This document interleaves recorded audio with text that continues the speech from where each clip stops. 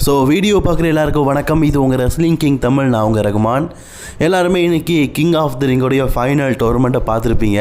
பார்த்து முடிச்சதுக்கப்புறமா சரி மொத்தமாக முடிச்சு விட்டுட்டீங்க போங்க அப்படிங்கிற ஒரு எண்ணத்துக்கு நீங்கள் வந்திருப்பீங்க. ஆக்சுவலி நானும் அதை தான் நினச்சேன். நம்ம ஆரம்பத்தில் இந்த டோர்னமெண்ட்டில் இருப்பாங்க அப்படின்னு நினச்சவங்க பல பேர் இல்லை. சரி ஃபைனல் டோர்னமெண்ட்லையாச்சு நம்ம எதிர்பார்க்காதது ஒன்று கொடுப்பாங்க. பிகாஸ் இதில் யார் வெற்றி பெறுவா அப்படிங்கிறத நம்ம சொல்ல முடியாது. 4 பேருமே ஃபைனல்ஸில் உள்ள ஒரு ஆள். ஒன்று ஜே ஊசோ, 2வது எலே நைட்டு, 3வது ராய்ஸ்கி, அடுத்தது ஃபின் பேலர். இந்த கிங் அண்ட் குயின் ஆஃப் தோடைய டோர்னமெண்ட்டில் டபிள்யூபிள்யூ ஆரம்பத்தில் பங்கேற்க வைக்கும்போது பிரான் பிரேக்கர், செத் ராலன்ஸ், ஓபா ஃபெமிலாம் இருந்தாங்களா, அப்போ கண்டிப்பாக இதில் வந்து செத் ராலன்ஸ் தான் வெற்றி பெறுவார் அப்படிங்கிற மாதிரி நம்ம நினச்சோம். பிகாஸ் சம்மர் ஸ்லாம் அப்படிங்கிறதுனால பிக்கஸ்ட் எவர் ரெஸ்லிங் ஷோ தான். அதில் பிக்கஸ்ட் எவராக ஒரு மேட்ச் தேவை. செத் ராலன்ஸ்க்கும் ரோமன் ரெயின்ஸ்க்கும் ஆல்ரெடி பழைய பகை இருக்குது. இப்போ இந்த மேட்ச்சை நீங்கள் சம்மர் ஸ்லாமில் இல்லை, ரெஸ்ல்மேனியாவில் கூட கண்ணை கெட்டிக்கிட்டு வைக்கலாம். அந்த அளவுக்கு ஃபேன்ஸ் மத்தியில் ஒரு ஹிட்டான மேட்சாகவும் இருக்கும், ஃபேன்ஸ் மத்தியில் ப்ரிடிக்ட் பண்ண முடியாத மேட்சாக இருக்கும். ஏன்னா செத் ராலன்ஸ்க்கும் ரோமன் ரெயின்ஸ்க்கும் நடந்த கடைசி மேட்ச் வரைக்கும் செத் ராலன்ஸ் தான் ரோமன் ரெயின்ஸை ஏதாவது ஒரு முறையில் ரோமன் டிஸ்குவாலிஃபை பண்ணியோ சீட்டிங் பண்ணியோ ஏதாவது முறையில் செத் ராலன்ஸ் தான் அதிகமாக வின் பண்ணியிருக்காரு. அதனால் இந்த மேட்ச் மேலே பெரிய எதிர்பார்ப்பு இருந்தது. சரி இந்த மேட்ச் கண்டிப்பாக சம்மர் ஸ்லாம் நடக்கும், ஒரு பிக்கஸ்ட் எவர் சம்மர் ஸ்லாம் மேட்சாக இருக்கும்னு. இடையிலேயே நம்ம பிரான் பிரேக்கர் வந்து குறுக்கால வந்து இதை கெடுத்து விட்டார். இப்போ பிரான் பிரேக்கருடைய கதை இப்போ நடக்க போகிற நைட் ஆஃப் சாம்பியன் அடுத்து சாட்டர்டே மேனியும். இப்போது சம்மர் ஸ்லாம் பார்த்தீங்கன்னா பக்கத்துலலாம் இல்லை, 4 இருக்குது. அதனால் பிரான் பிரேக்கருக்கும் செத் ராலன்ஸ்க்கும் சம்மர் ஸ்லாம் நோக்கி கொண்டு போக மாட்டாங்க, இடையிலேயே முடிச்சிருவாங்க. முடிச்சதுக்கப்புறமா செத் ராலன்ஸ் பக்கம் கொண்டு போவாங்க அப்படிங்கிற நம்பிக்கை இருக்குது. ஏன்னா அப்படி சொல்கிறேன்னா, இந்த வருஷம் கிங் ஆஃப் தி ரிங்கில் வெற்றி பெறவங்க எந்த பிராண்டில் இருக்கிற எந்த சாம்பியன்ஷிப் வேணாலும் சேலஞ்ச் பண்ணலாம். ஏன்னா ஜே உசோ ஒரு ஆள் இருக்கிறவர், அவர் ஸ்மாக்டவுனுக்கு அன்டிஸ்பியூட்டட் சாம்பியன்ஷிப் தான் சேலஞ்ச் பண்ணணும் அப்படின்னு சொல்லிட்டு இருக்காரு. லாஸ்ட் இயரில் அப்படி இல்லை, பிராண்டில் இருக்கிறவங்க அந்த பிராண்டில் இருக்கிற சாம்பியன்ஷிப்பை தான் சேலஞ்ச் பண்ணணும் அப்படின்னு சொன்னாங்க. ஆனால் இந்த தடவை ஈச் பிராண்ட் எந்த பிராண்டில் இருக்கவங்களாலும் சேலஞ்ச் பண்ணலாம். நான் என்ன நினச்சேன்னா, ஃபைனலில் ஓபா ஃபெமிக்கும் செத் ராலன்ஸ்க்கும் நடக்கும். நம்ம சம்மர் ஸ்லாமில் ட்ரீம் மேட்ச் பார்க்கறதுக்கு முன்னாடியே நைட் ஆஃப் சாம்பியன்லேயும் ஒரு ட்ரீம் மேட்ச் பார்ப்போம் அப்படிங்கிற மாதிரி எதிர்பார்த்தேன். ஆனால் டபிள்யூபிள்யூ பார்த்தீங்கன்னா இந்த வாரம் நடந்து முடிஞ்ச மண்டே நைட்டால் ஜெவன் ஓவன்ஸை வின் பண்ணிட்டாங்க. ஜெவன் ஓவன்ஸை வின் பண்ண வைக்கும் போதே எனக்கு ஒரு மைண்ட் செட் ஆயிடுச்சு. சரி இவனுங்க வந்து செத் ராலன்ஸை வின் பண்ண வைக்கல. ஆனாலும் நமக்கு என்ன தோணுது தெரியுமா, ஸ்மாக்டவுன் சைடு கோலி ரோட்ஸ் பக்கம் கொண்டு போயிடுவானுங்க, செத் ராலன்ஸ்க்கும் ரோமன் ரெயின்ஸ்க்கும் நடத்துவானுங்கன்னு. இந்த வாரம் ஒரு ஆளை பார்த்தீங்கன்னா செத் ராலன்ஸ் அவ்வளோ ட்ரிகர் பண்ணியிருப்பார் ரோமன் ரெயின்ஸை. அதனால் எனக்கு இப்போ வரைக்கும் தோணுதுங்க, கண்டிப்பாக செத் ராலன்ஸ்க்கும் ரோமன் ரெயின்ஸ்க்கு தான் டபிள்யூ வந்து சம்மர் ஸ்லாம் நடத்துவாங்கன்னு. இப்போ வரைக்கும் ரெஸ்லிங் நியூஸும் அதை தான் சொல்லிகிட்டு இருக்கிறாங்க. இருந்தாலும் நம்ம ஸ்மாக்டவுன் சைடும் பார்க்கணும் அப்படிங்கிறதுனால ஃபின் பேலர் இந்த டோர்னமெண்ட்டில் இருந்தார். அப்படிங்கும்போது அவரும் வெற்றி பெற வாய்ப்பு இருக்குது அப்படிங்கிற எண்ணம் எனக்கு தோணுச்சு. அதாவது தேவையில்லாமல் பருத்தி மூட்டையை குடோனுக்கு கொண்டு போக மாட்டாங்க. அந்த மாதிரி தான் ரால இருந்து ஸ்மாக்டவுனுக்கு இவரை கூட்டிகிட்டு போனாங்க. ஆனால் கடைசியில் காமெடியாக இருந்துச்சு. குடோன்லேருந்து திருப்பியும் பார்த்தீங்கன்னா ஆளைக்கே கொண்டு வந்து இதுக்கு பேசாமல் பருத்தி மூட்டை குடோன்லேயே இருந்துக்கலாமே அப்படிங்கிற மாதிரி தான் இருந்தது. ஏன்னா ஃபின் பேலர்கிட்ட ஒரு அத்தன்டிக் திறமை இருக்குது, அவர்கிட்ட டீமன் பேலர் அப்படிங்கிற கேரக்டர் இருக்குது, அவர் சாம்பியன்ஷிப்பை வின் பண்ணலை அப்படிங்கிற ஸ்டோரி இருக்குது. இப்படி எக்கச்சக்க விதத்தில் ஃபின் பேலர் சாம்பியன் ஆகிறதுக்கான சாத்தியக்கூறுகளும் வாய்ப்புகளும் நிறையவே இருக்குது. டபிள்யூபிள்யூ நினச்சாங்கன்னா அவரை சாம்பியன் ஆக்கி விட்டுறலாம். அதுவும் நான் என்ன நினச்சேன்னா, இன்றைக்கி நடந்த கிங்குக்கான டோர்னமெண்ட்டில் ஃபின் பேலர் தான் வெற்றி பெறுவார் அப்படின்னு நினச்சேன். அதுவும் நேற்றுக்கு ஒரு செய்தி கிடச்சிது. நான் வீடியோ போடலான்னு நினச்சேன், எனக்கு தொண்டை கெட்டி இருந்து அதனால் போடல. நல்ல வேலை போடலை. அது என்ன செய்தி அப்படின்னு கேட்டிங்கன்னா, அதை கிடச்சிது. நான் அதை இமோஜோட கிடச்சிது, அதை பற்றி நான் சொல்கிறேன். கிங் ஆஃப் தி ரிங்கோடைய ஃபைனல் டோர்னமெண்ட்டில் ஃபின் பேலர் வெற்றி பெறாரு. ஃபின் பேலர் வெற்றி பெற்றது மட்டும் இல்லாமல் சம்மர் ஸ்லாமில் டீமன் கிங்காக, ஆல்ரெடி அவர் கிங்கு, டீமன் கிங்காக பார்த்தீங்கன்னா கோடி ரோட்ஸ் எதிர்த்து மோதுறாரு. அதில் கோடி ரோட்ஸை வீழ்த்தி நியூ அன்டிஸ்பியூட்டட் சாம்பியன் ஆகிறாரு. என்ன ப்ரோ குரல் ரொம்ப மோசமாக இருக்குன்னு நினைக்காதீங்க, தொண்டை ரொம்ப மோசமாக இருக்குது. அதனால தான் நான் வீடியோவும் போடல, சில நாட்களில் நான் தொடர்ந்து வீடியோவும் போடலை. சரிங்களா, தொண்டை சரியில்லை, கொஞ்சம் அட்ஜஸ்ட் பண்ணிக்கோங்க. காலையில் ரிவ்யூ போடும்போது சுக்கு நிறைய போட்டு மிளகாலாம் சாப்பிட்டு ஓரளவுக்கு கிளியர் பண்ணி வச்சுருந்தேன். பட் அதை சாப்பிட்டே தொண்டை புண்ணாயிருச்சு. அதிகமாக சாப்பிட்டா தொண்டை கிளியர் ஆகும், அப்புறம் புண்ணாகும்ல. அதே மாதிரி இப்போ மேட்ருக்கு வருவோம். ஃபின் பேலர் அப்படி நம்ம சாம்பியன் ஆவார், கிங் ஆஃப் தி ரிங்கில் வெற்றி பெற்று அவர் சம்மர் ஸ்லாமில் சாம்பியன்ஷிப் அளவுக்கு போவார் அப்படிங்கிற எதிர்பார்த்தோம். அப்படி இப்போ ஃபைனல் கண்டெண்டர் 4 பேரை பாருங்கள். ஒரு பக்கம் ஓபா ஃபெமி, இன்னொரு பக்கம் டாமினிக் மிஸ்டீரியோ, இன்னொரு பக்கம் ஜெவன் ஓவன்ஸு, இன்னொரு பக்கம் ஜே ஊசோ. இதில் நீங்கள் எந்த பக்கம் பொங்கப்பானையை வேக வைப்பீங்க? இப்போ இருக்கிறதுலையே உருப்படி அப்படின்னா 100% உருப்படி அப்படின்னா ஓபா ஃபெமி மட்டும்தான். ஆனால் அந்த ஓபா ஃபெமி பார்ட் 3க்கு பிராக் லெஸ்னருக்கு பிளான் பண்ணிகிட்டு இருக்காரு. இப்போ உருப்படியாக 4 இருக்குது, அந்த 4ல் ஒன்று ஓபா ஃபெமி. அந்த ஓபா ஃபெமி இப்போ பிராக் லெஸ்னர் பக்கம் இருக்குதுங்க. அதுதான் பெரிய பிரச்சனை. நான் ஓபா ஃபெமி வந்து வெற்றி பெற்றாருன்னா total king and queen of the ring வந்து ஹிட்டு அப்படின்னு சொல்லிடுவேன்.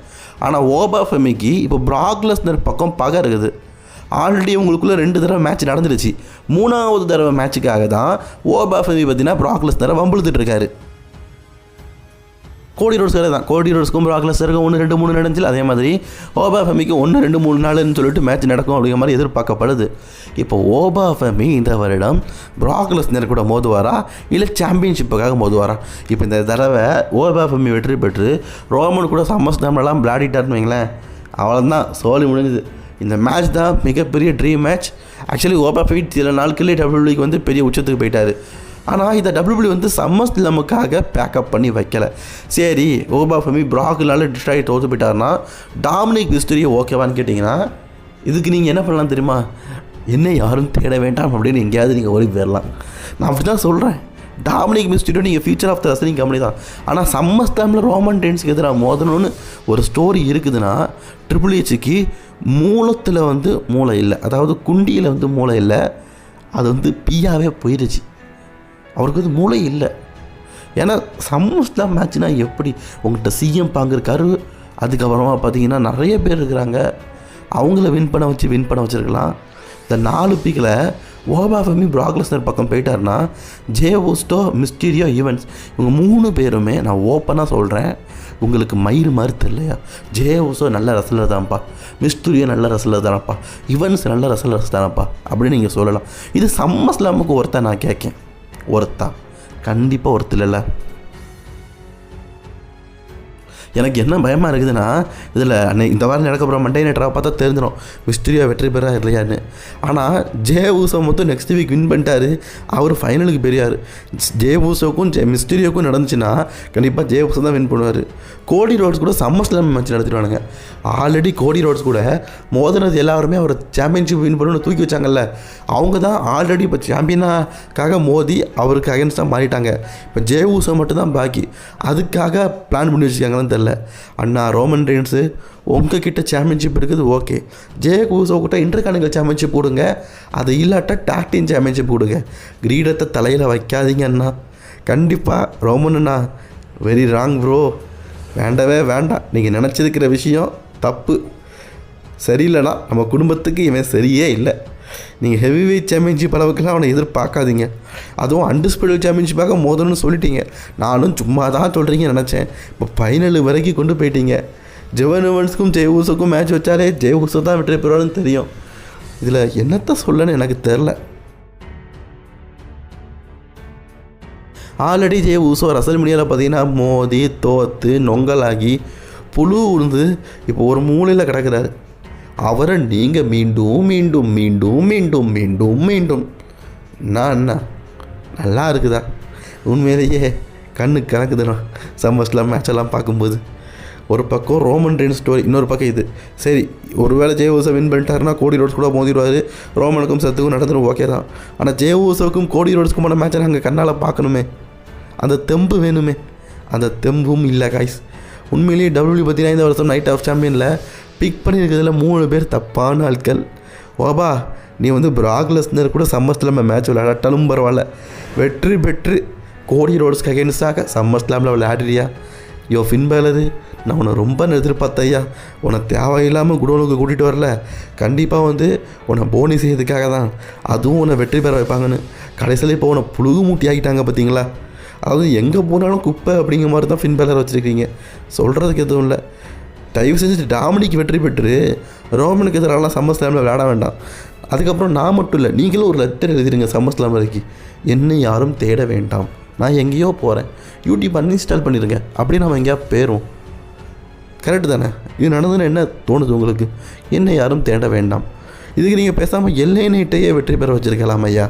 எல்ஏ நைட்டையும் செத்ரான்ஸையும் வெற்றி பெற்ற வச்சா கூட ஸ்டோரி எங்கேயோ போயிருக்கும். ட்ரிபிள் ஹெச்சுக்கு மனசில் என்னத்தை நினச்சிட்டு இருக்காருன்னு தெரில. மனசுக்குள்ளே நமக்கெல்லாம் பார்த்தீங்கன்னா டபிள்யூன்னு துடிக்குது, அவருக்கு மட்டும் டிகேஓன்னு துடிக்குது. என்னத்தை துடிச்சு என்ன பிரயோஜனம்? அண்ட் இதே நேரத்தில் எனக்கு இன்னொரு விஷயமும் ஸ்ட்ரைக் ஆகுது.